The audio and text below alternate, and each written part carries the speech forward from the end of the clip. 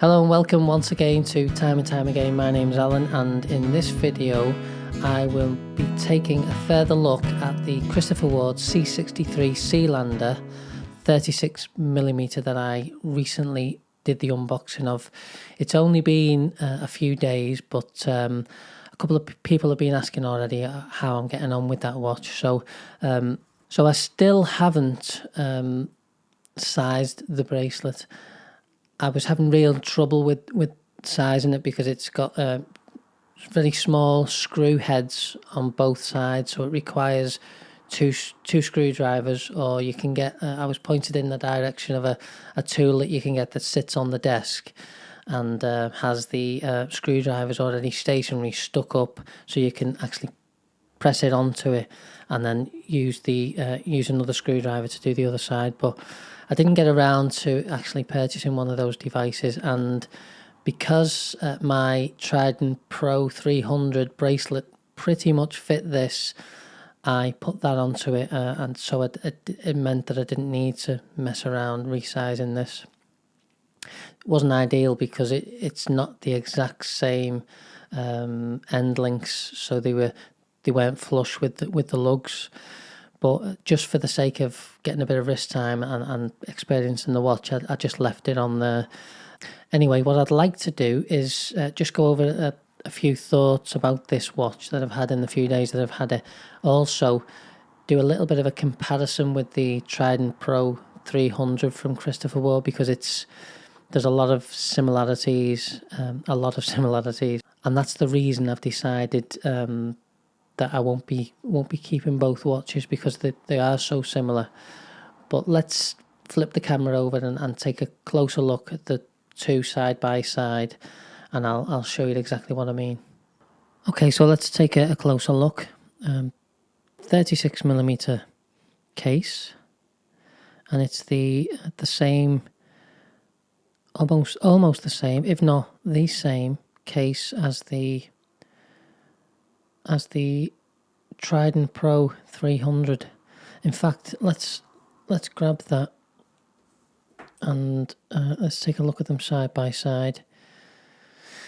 Now they are extremely similar, as you can see, with regards to the indexes, the logo, the hands, the case.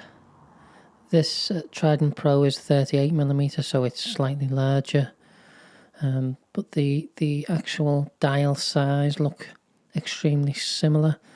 But to me, it actually looks bigger on the 36mm, because obviously it doesn't have the dive bezel.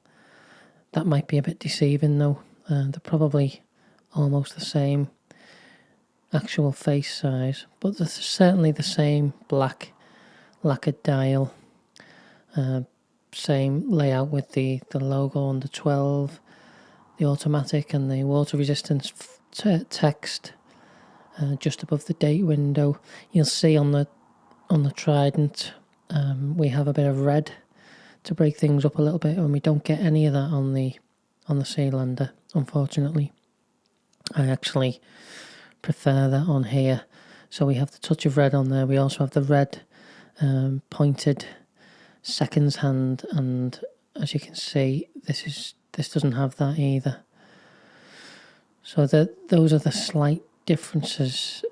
Date window, we have a white border around the date window on the Trident, and we don't have that on this.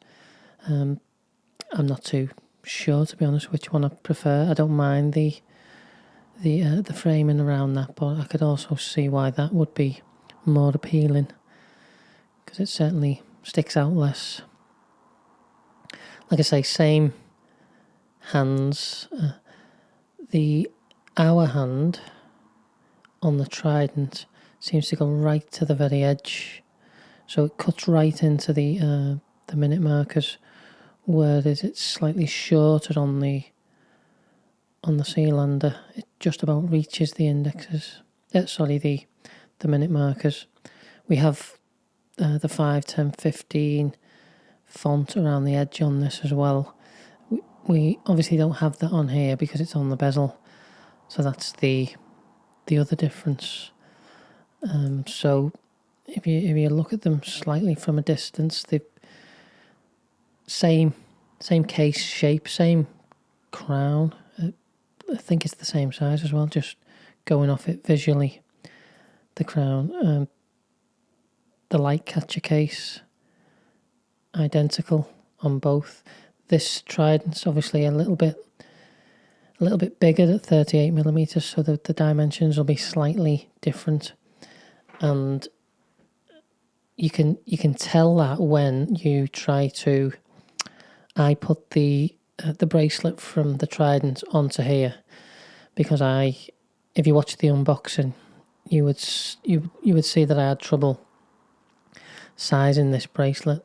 I'll go on to that in a minute, but I put the Trident bracelet onto the Sealander, and I thought it fitted it perfectly well. And then someone mentioned to me, does the end link just hang over slightly on the Sealander with the wrong bracelet on? And yeah, I could notice that then. So these end links are slightly different. These are a touch longer to fit those lugs. They must be slightly longer as well. But apart from the end links, I think they are identical bracelets with the same glide locks, same adjustment system there on the fly, which is great. Interestingly as well, someone else asked me about the rather large clasps, and if they were any different on either watch. And as you can see, and I hope the camera's picking it up, they look identical size-wise as well, which is quite a large 45mm in length, which is the same size as the actual lug-to-lug on this, so it matches down below the exact size of the case. Some would say that's too big, and I do actually feel it is probably unnecessarily big, although, as I said on the unboxing of the Trident, I think I mentioned all of those adjustment points there. So although you've got a big clasp, it does give you all those points of adjustment. So yeah, pros and cons. But if I compared it to, let's grab the Black Bay 36. If I compare the clasp with that, these two are obviously vying for the same spot in someone's collection. The Explorer 1 style 36mm watch with a black dial.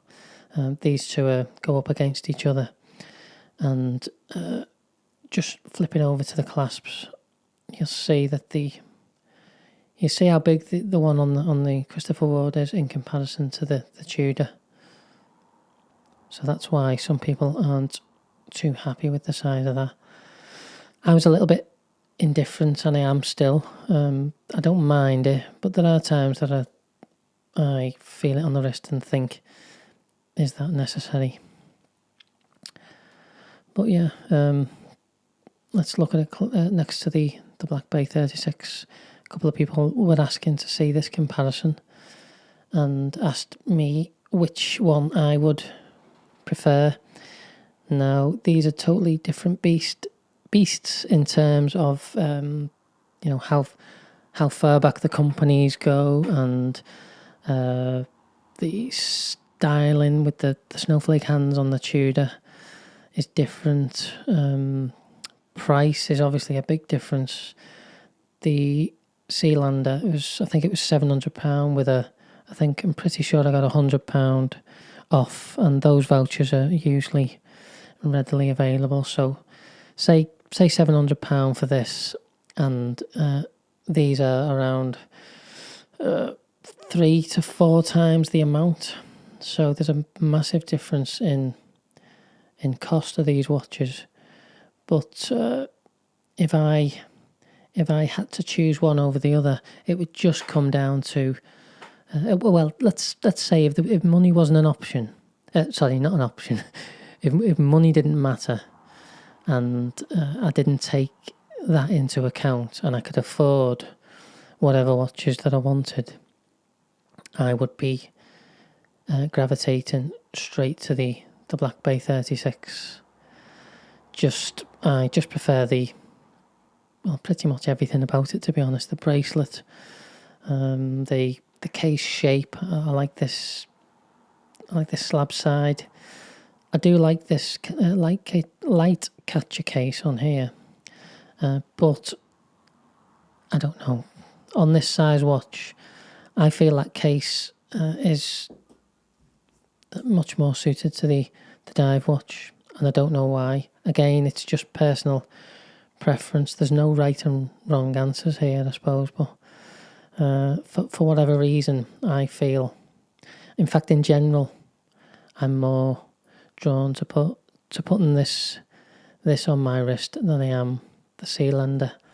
I'm just left feeling a little bit, whether it's because I've got the Tudor as well, that obviously influences things, but I just feel that this is a nice watch, but I wouldn't say, certainly if you've got the Trident, I wouldn't say you needed both of these in your collection.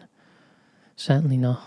They're too similar, even though they're different style watches, but everything else about them is too similar to be justifying keeping the two.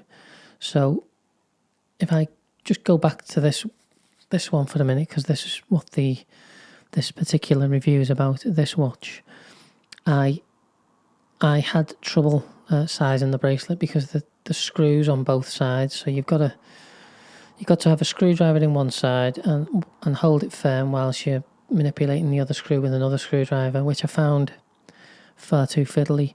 And someone mentioned to me that sorry, I'll just get a cloth and wipe that.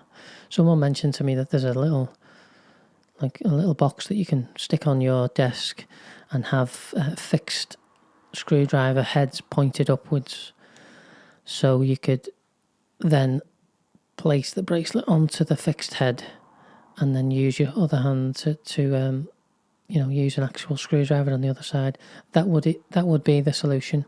I never got round to buying one, but that would certainly help. So it's not a massive issue, the struggles with the bracelet. I'm just grateful that they are screws, because I'd still take this over the pin and collar system that some watches have. And Christopher Ward themselves always had those up until recently. And when I got the Trident, I was made up to see it was just one screw, really easy, which is why I was a bit kind of shocked that they'd decided to go with screws at both sides on this. I don't know the reason. They will know, obviously, but I much prefer the one with the one screw on the one side. So yeah, I mean, I've done the unboxing. I went over the specs just a little bit, just to go over those. It's a Sellita SW200-1 movement, 38-hour power reserve. Great movements in the same one in the Trident, and that has been running a few seconds plus a day, so no complaints with this movement. It's got the same see-through case back as the Trident as well, and I like that. I like the decoration on that. I like the twin flags pattern on there, so that's nice. It's got the we didn't talk about the thickness today. Very similar in thickness. I think this Trident Pro 300 is a 0.3 millimeters thicker than this. I think this is 10.75 as opposed to 11 on here, something like that. So there's not a massive difference. They both hug the wrist really nice, but it's even more impressive on the Trident because it's got the bezel and it's a diver style. So again, I'm more impressed with the Trident Pro than this in general, and that's just me being honest. But yeah, I think I've covered everything. I can't actually put it. I never got round to sizing this bracelet, so I can't do a proper wrist shot. But I will. I'll throw it on anyway, and take the opportunity to show you what I've got on the wrist today. It's my Zin. In the intro, I had the bracelet on, but I've just stuck it on this just to change things up a little bit. I love this combo, this orange rubber strap, which was only £3.50 on eBay. I will remember. I'll put a link in the description to the strap. But this is this Zin that I've got on.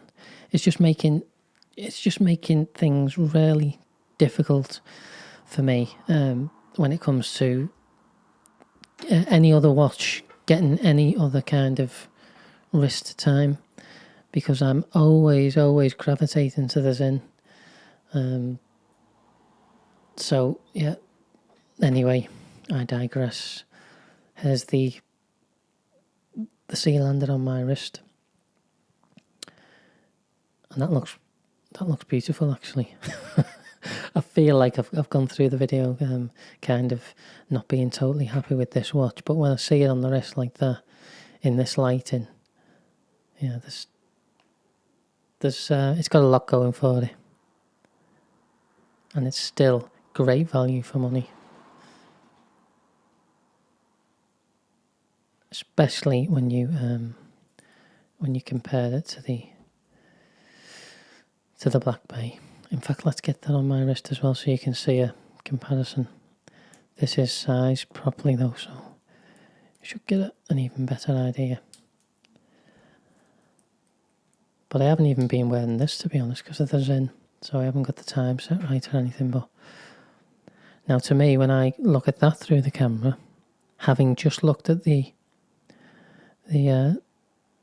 Christopher Ward Sealander, I can tell you, you're probably thinking the same. This just stands out head and shoulders, I think, for this type of watch. Anyway, that's about it for today. Thanks again for watching. This is a little bit shorter than usual, and I usually do some wrist strap changes, but I've done that on the unboxing. So if you want to, I'll leave a link to that, and you can see that the C63 on different straps. But yeah, I will love you and leave you, and I will see you on the next one. Thanks, guys. I've got a watch on my wrist. I never knew it could feel like this. Turns out it's not just telling time. It makes me feel like I'm alive, and I don't want to hear that I've spent too much, 'cause I can't put a price on this love.